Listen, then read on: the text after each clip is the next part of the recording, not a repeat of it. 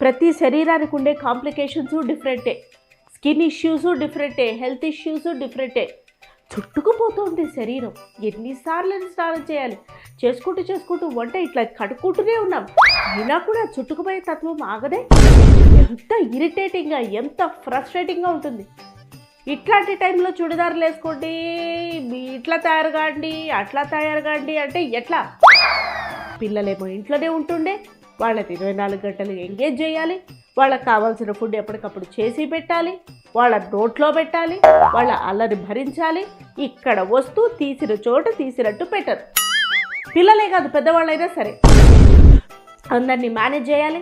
మిగతా అన్ని సీజన్స్ ఒక ఎత్తు అయితే సమ్మర్స్ ఒక ఎత్తు. సరే ఓకే, ఇప్పుడు ఏడాదికి 6-7 నెలలు సమ్మర్లలాగే ఉంటుంది, అది వేరే విషయం అనుకోండి. అయినా కూడా సమ్మర్స్ మేనేజ్ చేసుకోవాలి, ఇరిటేషన్ని, ఫ్రస్ట్రేషన్ని తట్టుకోవాలి.